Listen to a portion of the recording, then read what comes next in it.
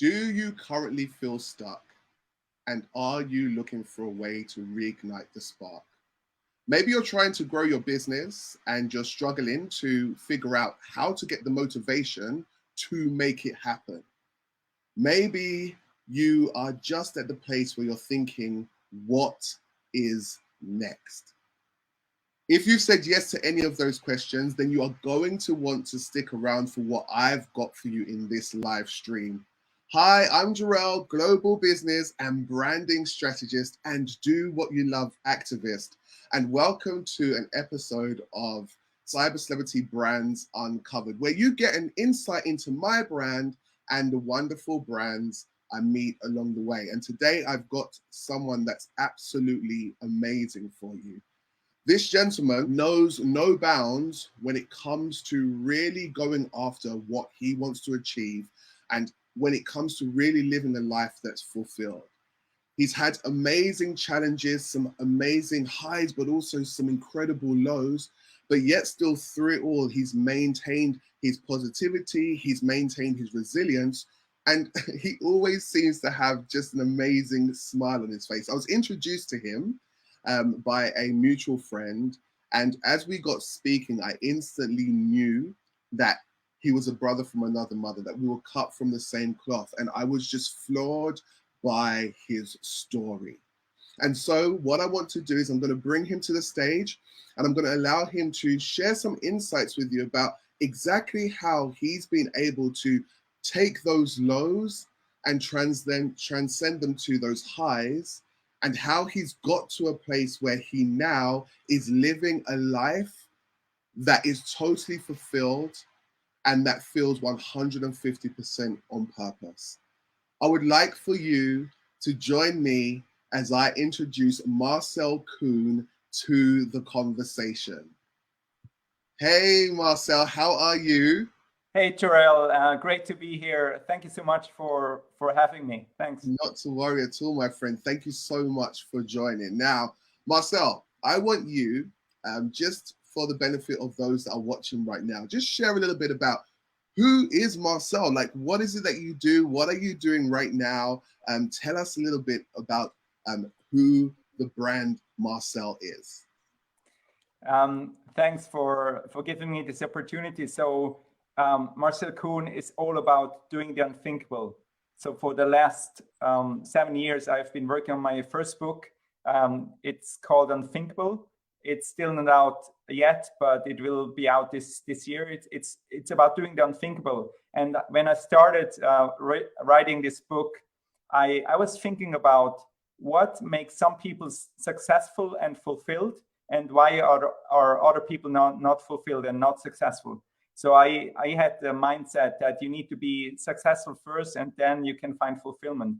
And over the last 7 years, I, of course, realized that it's the other way around, that from fulfillment, from being happy, from doing what you love, from doing your passion, you then will be really successful. And what I found in interviewing 60 plus top achievers from 5 continents, from 20 different countries, I realized that what they had in common was doing the unthinkable.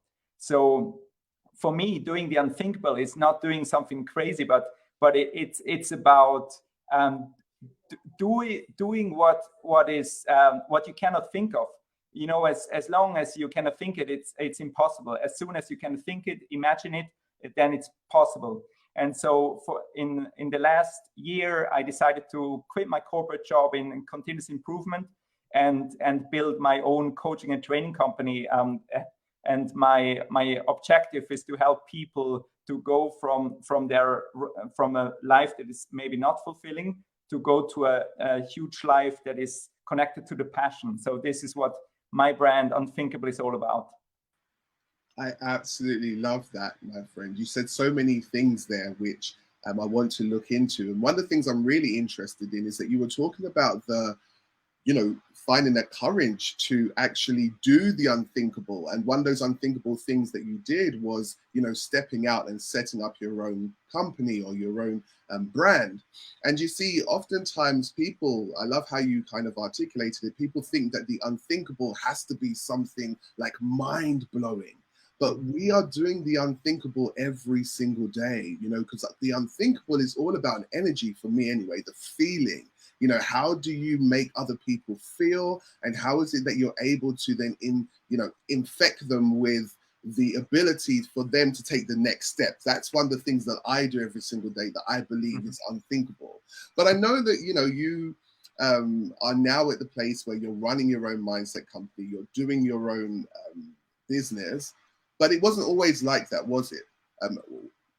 Tell us a little bit about, you know, where the journey began and how you actually got to the stage where you found the courage to do the unthinkable and quit something that was very, very comfortable, like your corporate job. I think, you know, when I had this, you know, tragic accident of a family member who was really close, and yeah, she was killed in South Africa like 7 years ago. And I think this was like the wake-up call for me. This was like, when you're faced with mortality, you think differently. You suddenly think about life and death. You think about what is your legacy and who would show up if it was my funeral. So I had these big questions, and suddenly, like, being this corporate career and having a job at Nestle didn't make so much sense anymore. So this was like a wake-up call. But in the last year, I realized that my search for a fulfilled life has been here since I was a young child. I always felt I was not good enough. I always felt I was less than my brothers. There was no one told me that, but that was my feeling, that I'm not good enough. So I was always searching for, how can I be successful, and how can it be fulfilled? And for a big part of my life, I always try to do what is successful from the society standpoint. So getting a career, you know, earning a lot of money, having an international career, traveling around. So I think what I found is, like, I was in a place of victim mindset. So I was a victim to my situation, and I realized that everyone in us has the opportunity to say, no, I'm not the victim, and I'm great as I am. And, you know, this is just one decision. You're just one decision away from taking ownership. You know, as long as you're the victim, you always say, but, you know, my boss should give me the promotion, my boss should finance my MBA, you know, my partner should do that, my parents should do that, my friends should do that. So if you don't take the ownership, you're always reactive. And I figured that out while I was working on the book. I figured out that everyone has the power to take the ownership, even if you feel like you're kind of the victim of the situation. So I don't know if this makes any sense, but this was kind of my epiphany, that you have the power, and you're one decision away from doing the unthinkable. And doing the unthinkable is very personal. So for me, doing the unthinkable now is creating my own company, which took a lot of courage. I was 16 years in corporate improvement. I was lean manager, process manager, and internal consultant. So for 16 years, I've been in 5 industries, and I did team building, facilitated change in companies. And I just realized that if you work with corporations, many people don't really want to change. And I just found that really unfulfilling, because you're kind of limited to if they do what you say, and you don't have the title to tell them what to do. So you're a kind of a lead. I was a leader and consultant, so I can only influence them. So this was very unfulfilling to not have the results that I dreamed of. So that's why I took all the courage. And it was a big leap of faith. It's like jumping from a 10-meter tower, or jumping from a cliff. You know, people always talk about the side hustle, but what I realized is to really commit to it. It's like in skating, when you go down a ramp, you have to commit to it. You know, there is no safety net, there is no plan B. So this decision I took last year. So I don't know if this makes any sense. Maybe you have some follow-up questions. Yeah, please comment below. Let us know if you're watching live. And if you are watching live, then let us know where you're watching live from. And also, if you're watching via the replay, again, comment replay below. And if you are watching live, please connect yourself to the StreamYard live stream. There'll be a link at the top of this video so that we can see who's commenting. And if you have any questions, feel free to ask those questions as well. And I really feel that it's very interesting what you were saying. First of all, just if we think about, you mentioned tragedy, and it's, again, this was one of the things that really drew me to your story, because many times when people experience tragedy, it becomes something that overwhelms them. And rather than stepping out of the situation, they end up going inside and imploding. And oftentimes that's because they don't have the tools or the skills to be resilient enough to bounce back, because that's ultimately what resilience is. Resilience is the ability to bounce back when a terrible situation happens. And it's really interesting that, you know, it took that moment to be the catalyst to, you know, wake you up to what it is that you really want to do. And I often find that tragedy can have, as I said, one of two effects. It can either cause you to implode, or it can cause you to actually step outside, reevaluate life, and realize that there must be more to life. And it very much reminds me of my story. You know, when I had an injury landing on my head and neck, believing that I wanted to be a performer. And in that moment, I didn't have that wake-up call like you did. In fact, I buried my head in the sand and ended up in a corporate job that I didn't like.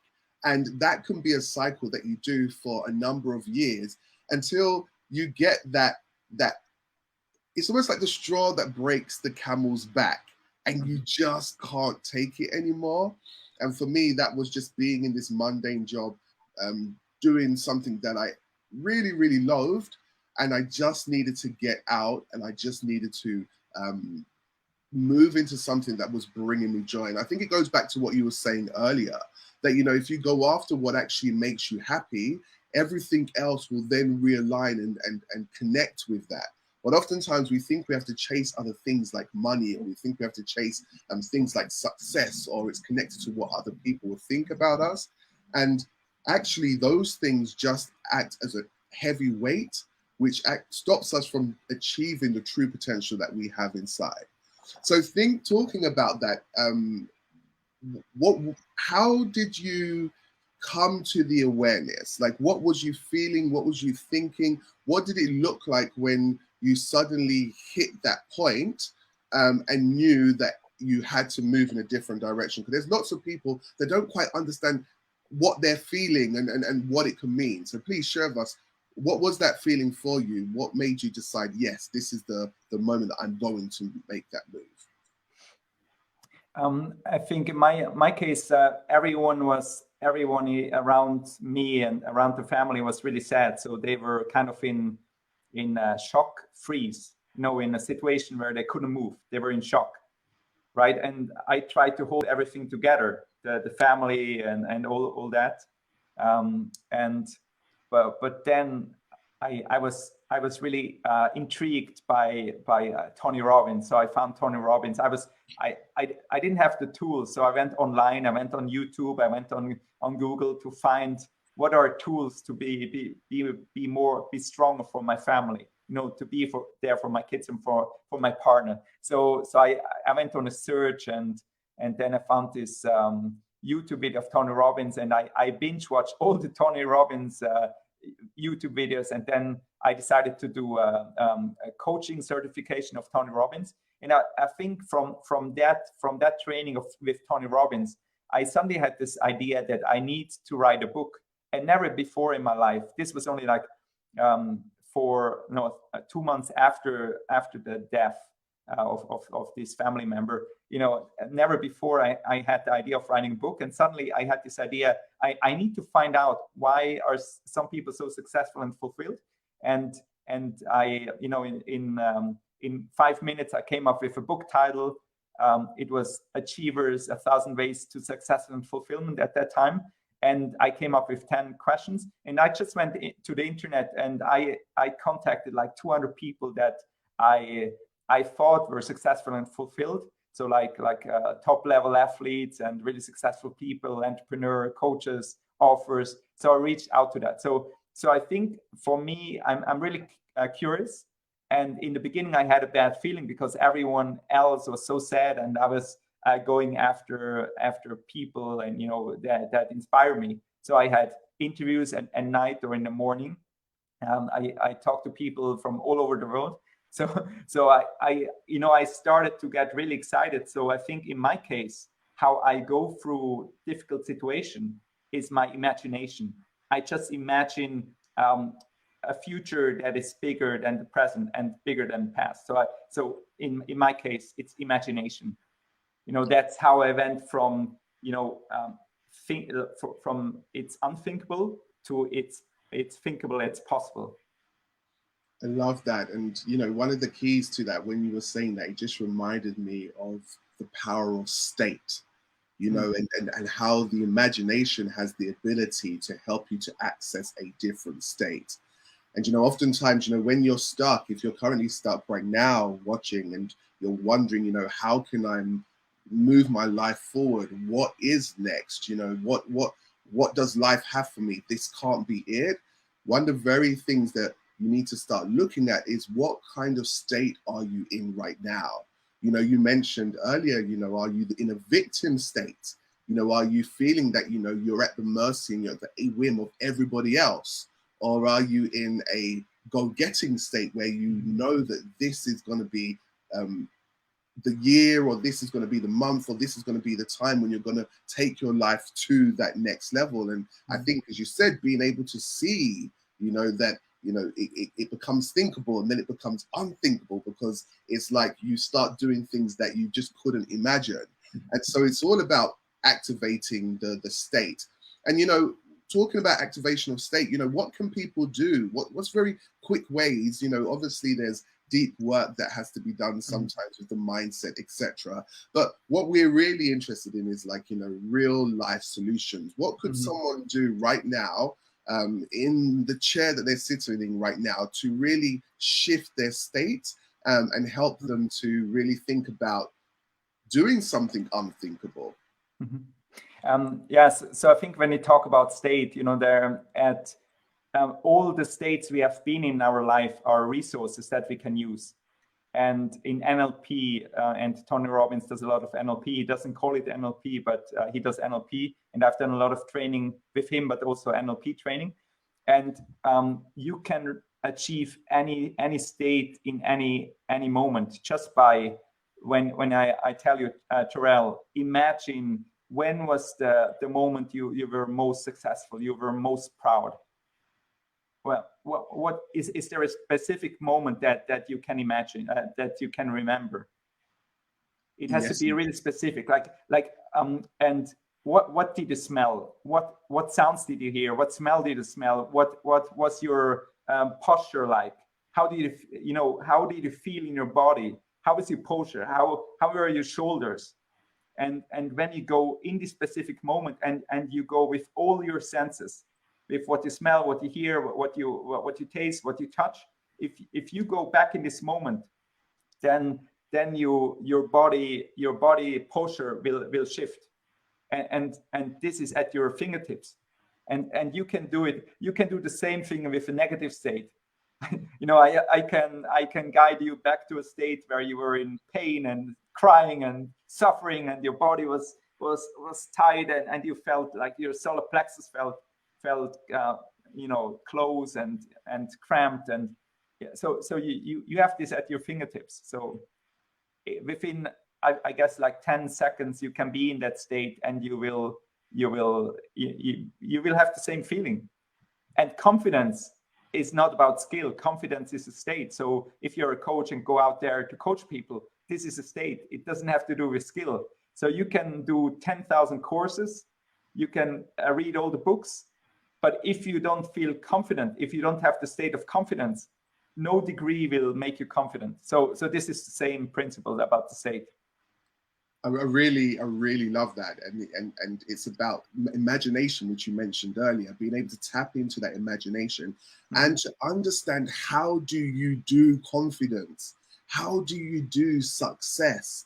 Because I think you were touching on it there. A lot of people, when they get into a state where they don't have the motivation, let's say, to build their business, or they don't know what they're going to be doing next in their life. They don't have the drive that they want to actually move their life to another level. A lot of the time they're focusing on what they don't want, because they're so stuck in that way of thinking. And if you're joining us right now, welcome to the conversation. Please let us know where you are tuning in from, and also connect yourself to StreamYard, because we are here to answer any of your questions. And yeah, as I was saying, Marcel, it's like they're so stuck in what they are, they don't want, and their attention goes to what they don't want, that it becomes very difficult to see reality as it is. And I want to kind of talk about that for a little bit, because it's all about understanding that, you know, when we are experiencing something, oftentimes it's layered by the layers of belief that we have put onto that specific situation, right? So for example, like if someone was to, you know, cut you up while driving a car, right? And they cut in front of you. If you were able to just focus on reality as it was and be like, okay, great, they cut me up, but everybody was safe, no one was harmed, then you would be able to go quite happily on with your day. But what usually happens is someone cuts you up, and then you suddenly start thinking, why did they do that? Maybe they were they were jealous of my car. Maybe they were trying to do this, and this. And before you know it, suddenly we have a spout of road rage.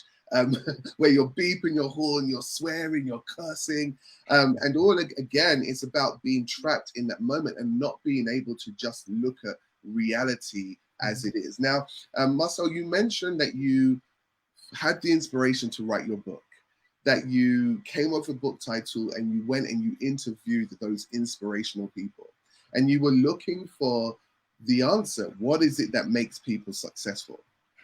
What did you find? So in the beginning, I was really inspired. I was, for example, I was I had the chance to interview John Matone, who was the leadership coach of the late Steve Jobs. He coached him on leadership just 1 year before Steve Jobs passed. So it's a big name. He's like the #1 executive coach in the world for the last, I don't know how many years. So I was really impressed by those big names, and they took like 2 hours of their time just to spend with me. So it became like an MBA, my own MBA, because I had these 60 individuals, from Olympic champions, you know, to just amazing achievers, you know, taking time out of their day just to talk to me. So it was really amazing.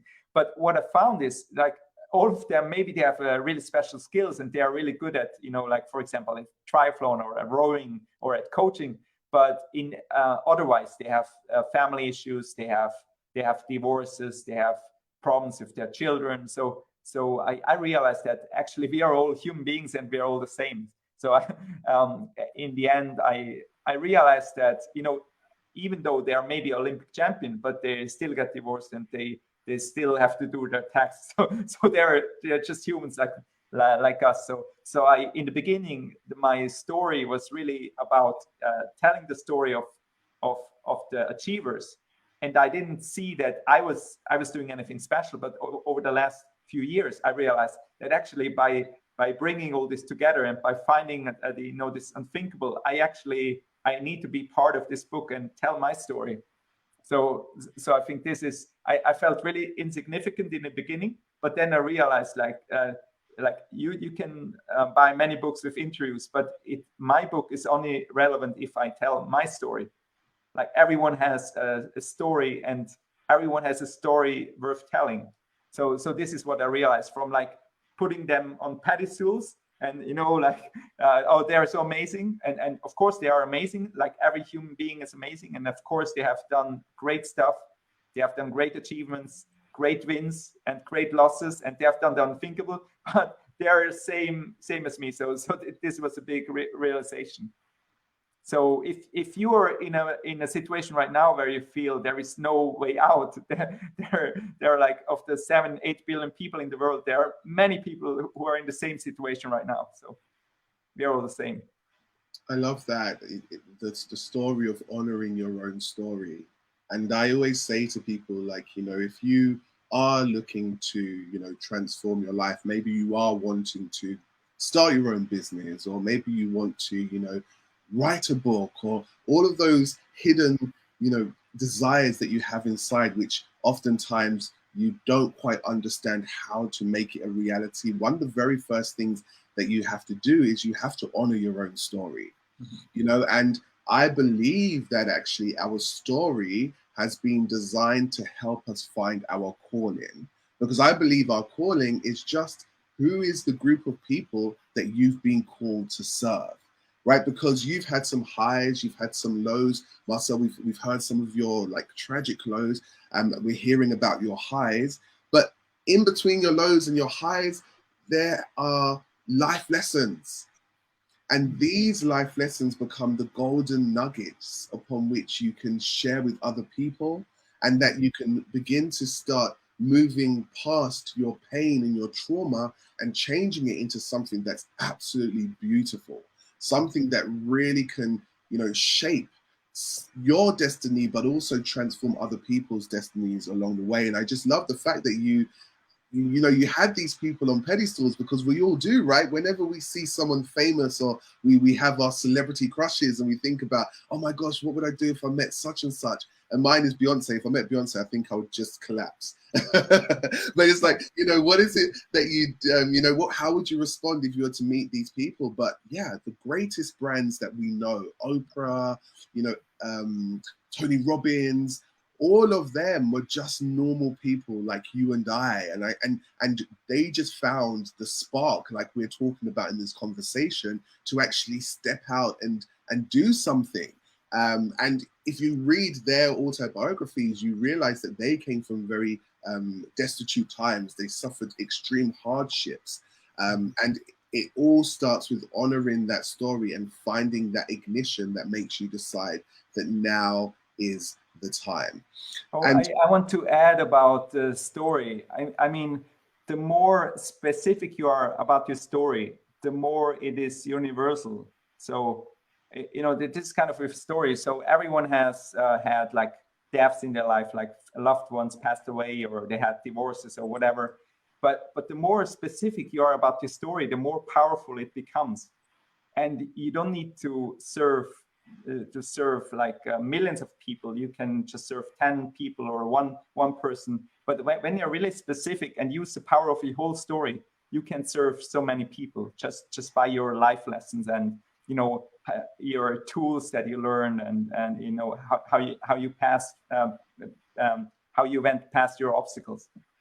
yeah, I love that, and understanding the ripple effect, because even if you just help that one person and that brightens up that person's day, they translate that to other people that they meet, and it has a massive ripple effect. And this is why I'm so excited by people like you and myself that are coaches, because I really do think that we are responsible for making the world a better place. But as you said, we can't change the entire world of its own, but we can do our own little bits. And each and every single one of us watching right now, we can all do our own little bit in order to, progress the joy and happiness that emanates through the world.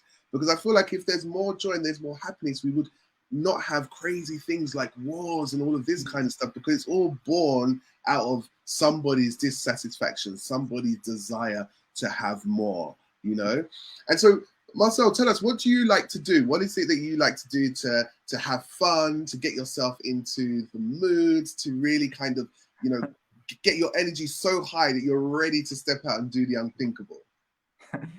Okay, so what I like to do in winter here in Switzerland, I live in Switzerland, so I like to go in the cold water, and this gives me a lot of energy. And in the beginning, it felt really strange, to go in like almost frozen water, but it's so energizing and refreshing. And I had this all my life, but I rediscovered it when I was faced with these challenges. And I found the Wim Hof method, this guy from Holland that teaches you how to do your breathing to enter the cold water. So this is something I do in winter.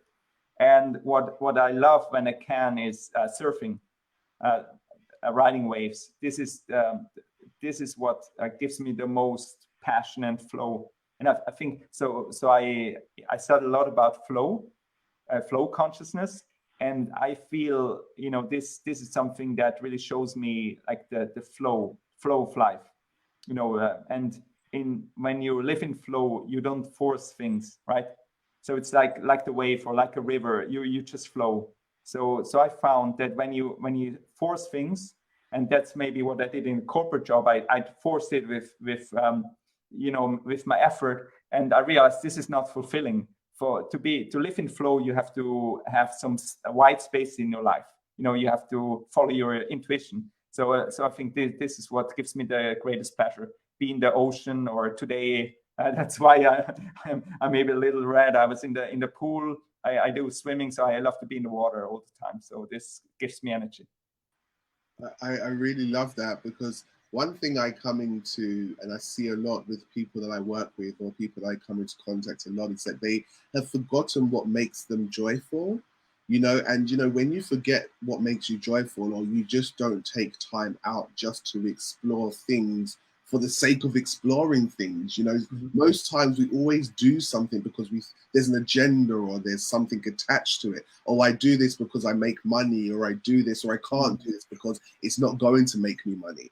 But there is something very powerful about being able to tap into your creativity on a regular basis. And hobbies and things that you like to do will really help to start reigniting that spark. And, if you are in a rut right now and you're thinking, what's next? How can I move myself to the next level? How can I start my business? How can I, get to the next stage in my career? Then one of the things I would say is go back to thinking about what makes you joyful. And go back to finding things that enable you to step into a different state of joy and fun. Because when you are able to practice those states, as we were mentioning earlier, on a regular basis by participating in things that you find joyful, then it becomes easier to come back to that state.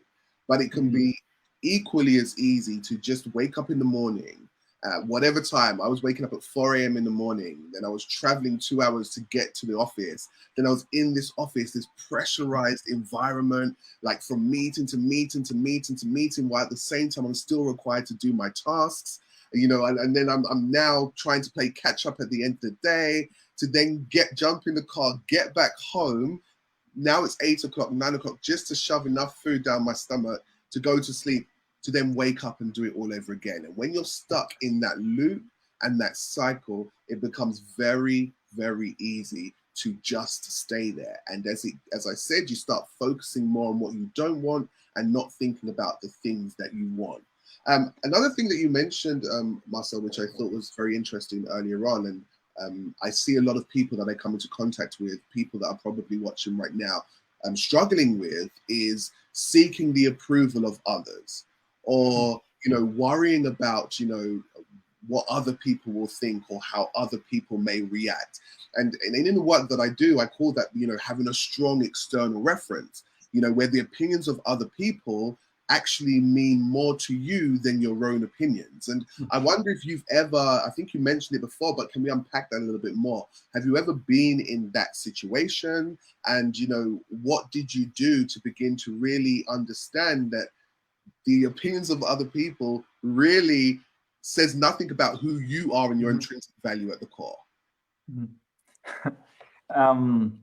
Okay, so when I communicate in my corporate job that I'm leaving, and that I'm building my life coaching business, which is in life coaching in Switzerland, is not really something that people talk about. They need a life coach, right?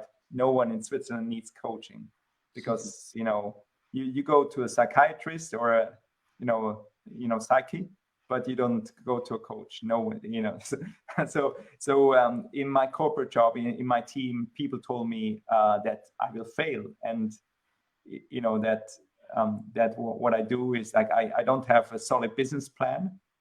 And I realized, when someone says something to you or tells you their opinion, this tells more about themselves than about you.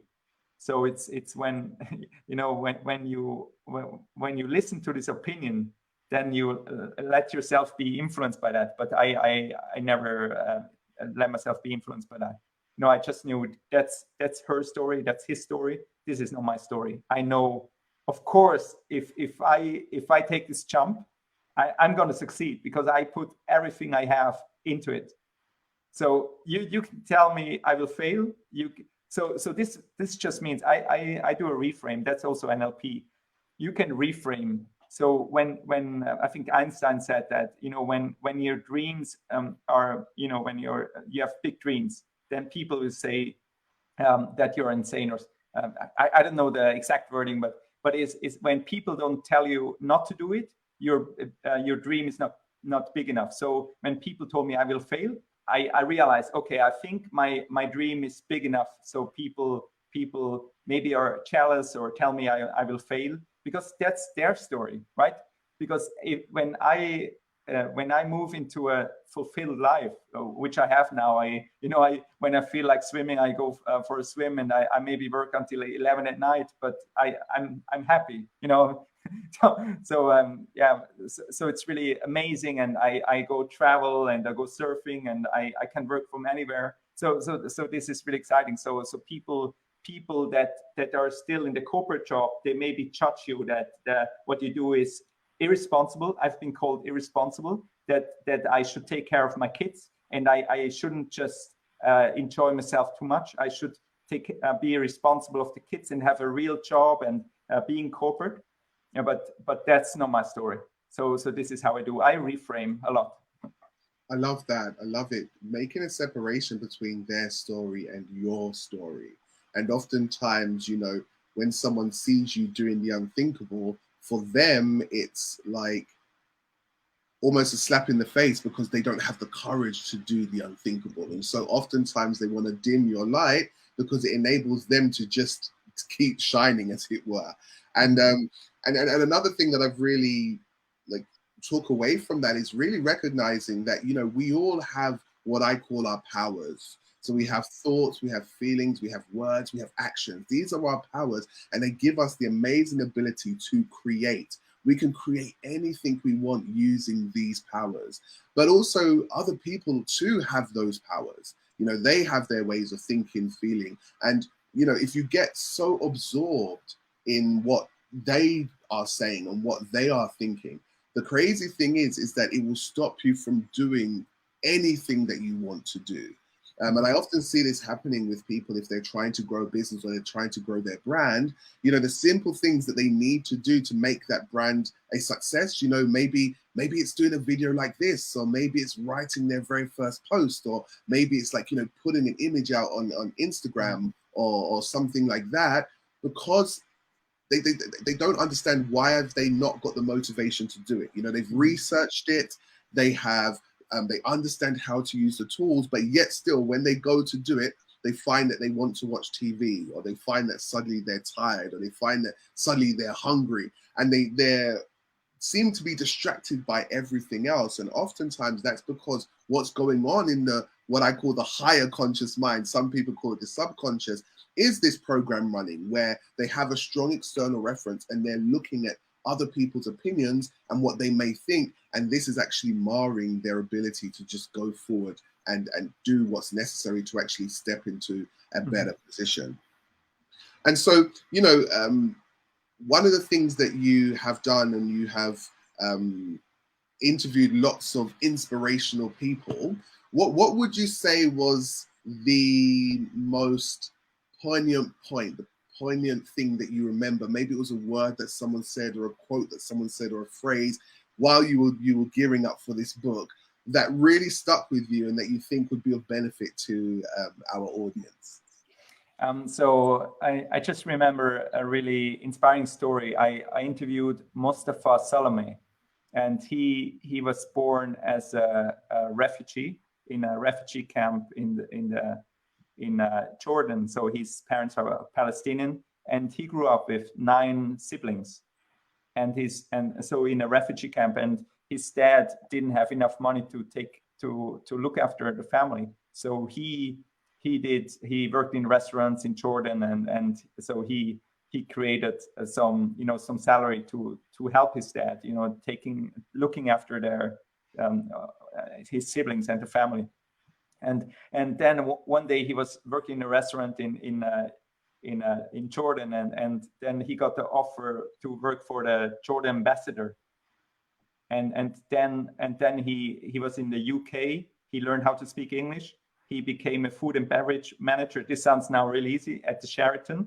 And one night, many years ago, he had a dream where he saw himself praying for peace on the highest point in the world. And he didn't even know that was Mount Everest. So he researched it, and he didn't do any sports. He was clubbing, he was smoking, he was drinking a lot of alcohol, no sports.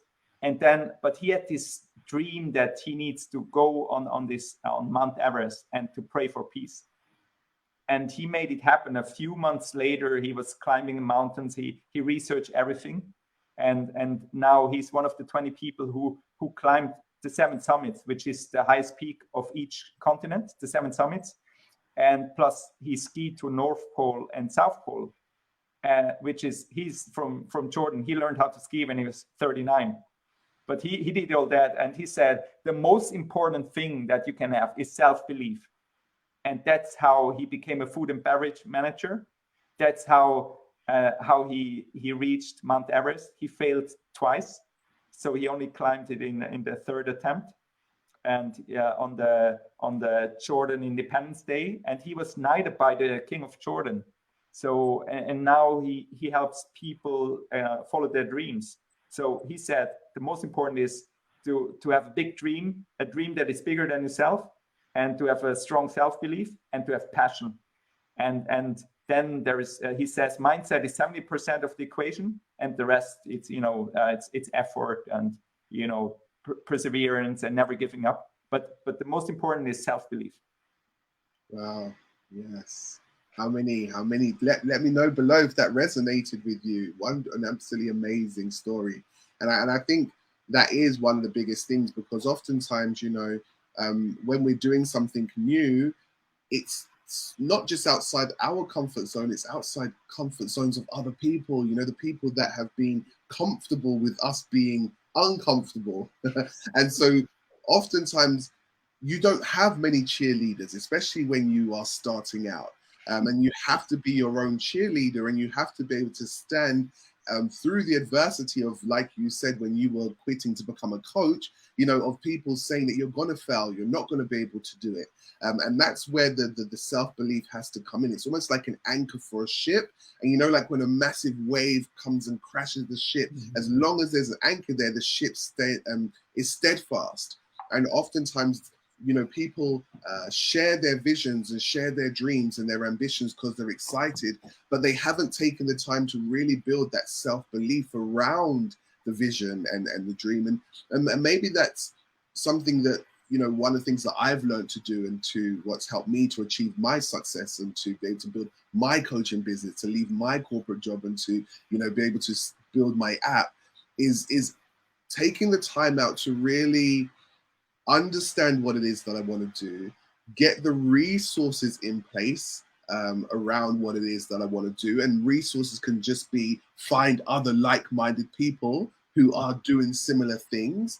And then once all of that's in place, then I begin to share it with others. And I share it with a very select few people who I know that is going to be able to be honest with me, but at the same time, they're not going to just rain on my parade for raining on my parade's sake. And I do believe that, when you have a vision or a dream percolating, it becomes your responsibility to really nurture it. It's like a baby. I see it as like a baby. And with a baby, you wouldn't take it and just put it out into extreme weather or, not feed it for days. You would nurture that baby. So we have to be responsible. We have to nurture our own dreams as well.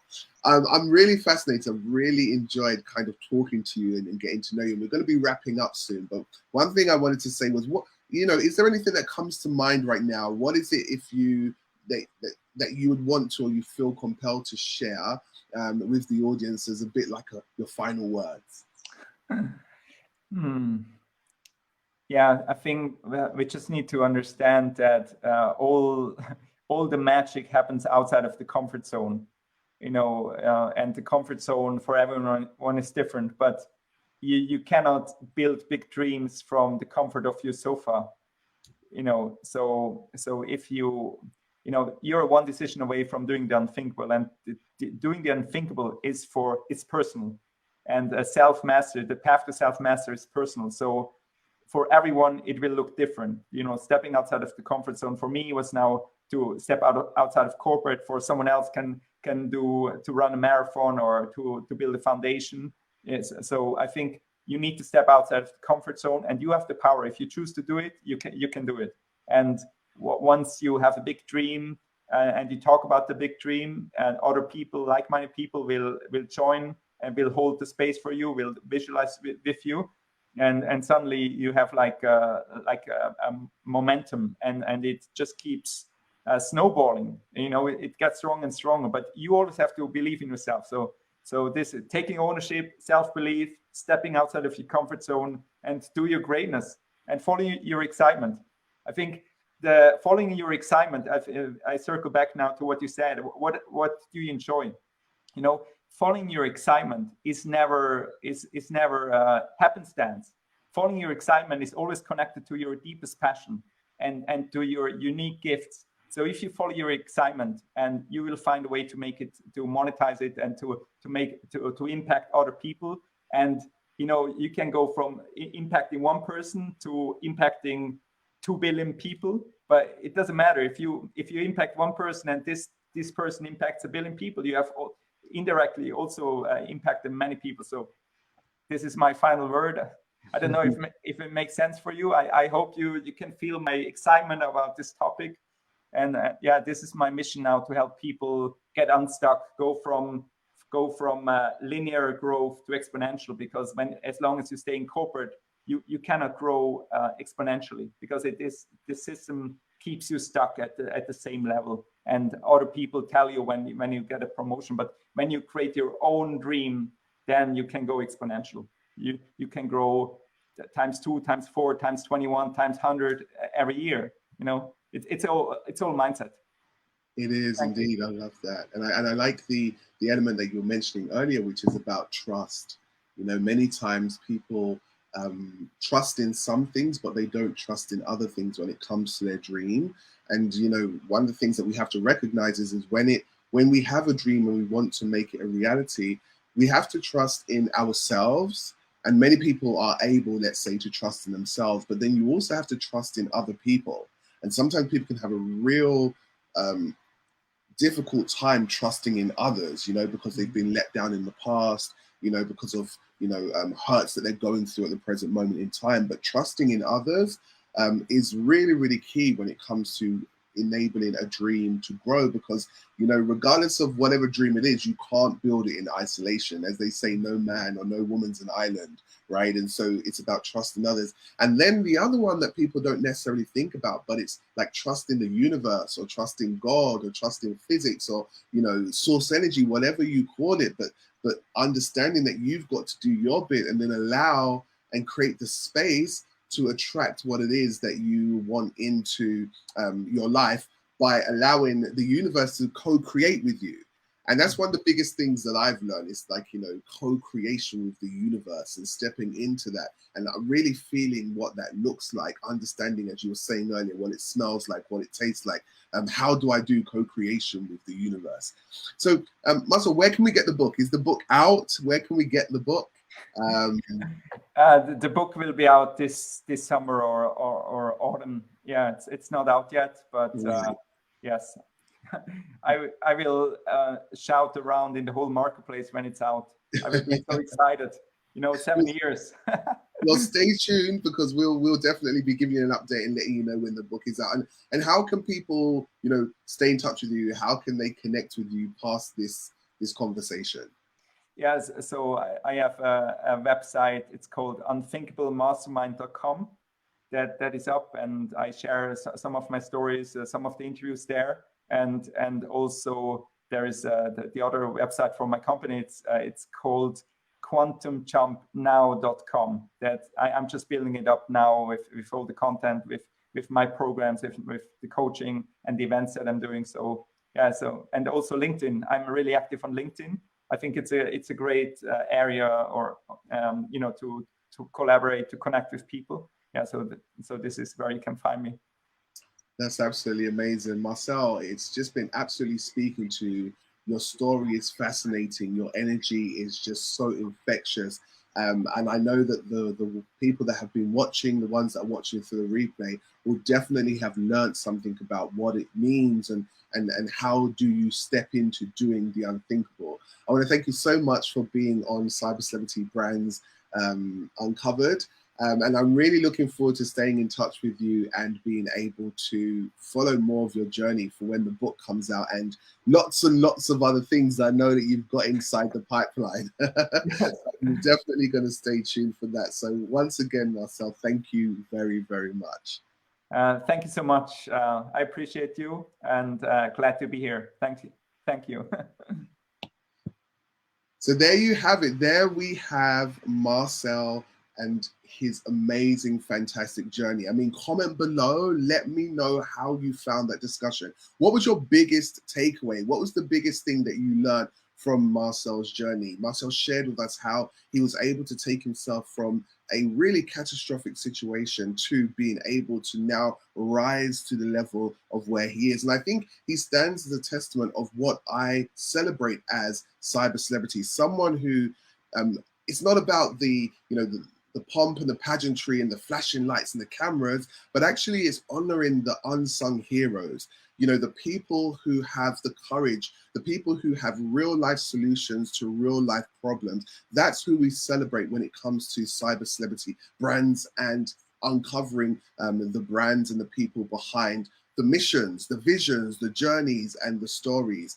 I want to thank you all so much for tuning in. Thank you all so much for watching. And I also would like to remind you that if you are looking for a way to take yourself to the next level, if you feel stuck and you're looking for a way to reignite that spark, go and get yourself a Next Spot Next kit, right? Sign up to www.nextspot.com, where you'll be able to get yourself a free tool that will help you to start to think about how you can bring your vision and your mission to life.